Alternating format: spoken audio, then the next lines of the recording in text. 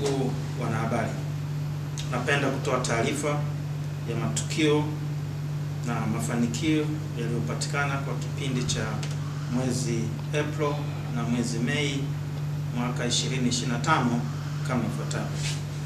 Tunalo tukio la kwanza la mauaji. Mnamo tarehe 15 mwezi wa 5 2025 majira ya saa 9 na dakika 45 mchana katika kitongoji cha Namiholo, kijiji cha Peramiho A,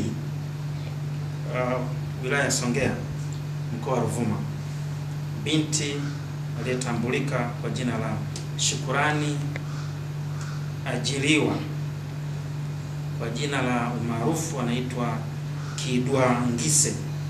Huyu ana miaka 19, kabila yake ni Mhehe, dini yake ni Kristo, na alikuwa anafanya kazi za ndani. Alikutwa akiwa ameuawa. Marehemu aliuawa kwa kukabwa shingo na kisha kuchinjwa na kitu chenye ncha kali kwenye shingo na kutobolewa tumbo. Jeshi la polisi lilifanya upelelezi mkali na leo limemkamata mtuhumiwa Eric Turuka, jina la maarufu anaitwa Kenneth. Huyu ana miaka 23, kabila ni Matengo, na kazi yake kubwa ni kufanya kazi kwenye bucha, kazi ya kuuza nyama ya nguruwe huko Namiholo. Tumemkamata vile vile akiwa na kitu chenye ncha kali, yani kisu, ambacho alitumia kutekeleza mauaji hayo. Sababu za kutekeleza mauaji hayo ni wivu wa mapenzi baada ya kukataliwa kumwoa marehemu na wazazi wa marehemu, ambapo baadaye binti na ambaye ni marehemu na wazazi wao walimkubali mtu mwingine. Ndipo alipopatwa na wivu mkali na hasira na kwenda kumuua marehemu. Lakini tukio la pili ni tukio la wachimbaji watatu kufukiwa na kifusi kwenye mgodi wa Goldfield huko Mbinga.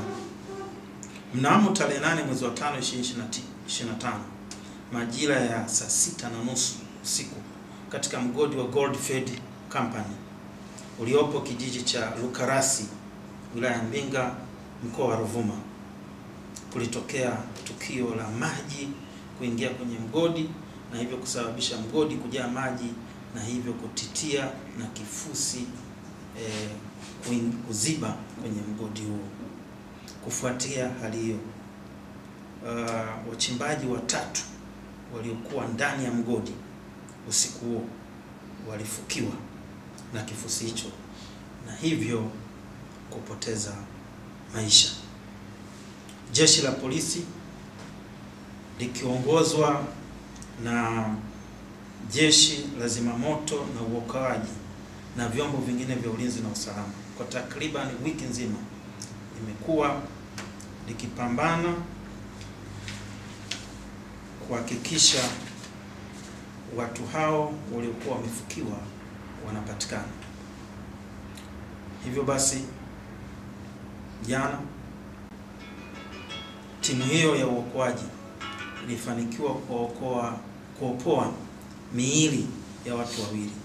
Mmoja anaitwa Faustin Isidori Komba, huyu ana miaka 25, Matengo, na kazi yake kubwa ni mchimbaji.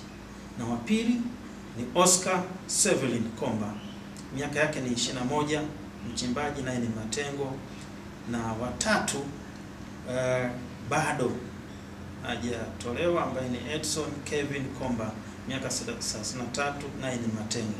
Watu hawa wanatoka kwenye familia moja.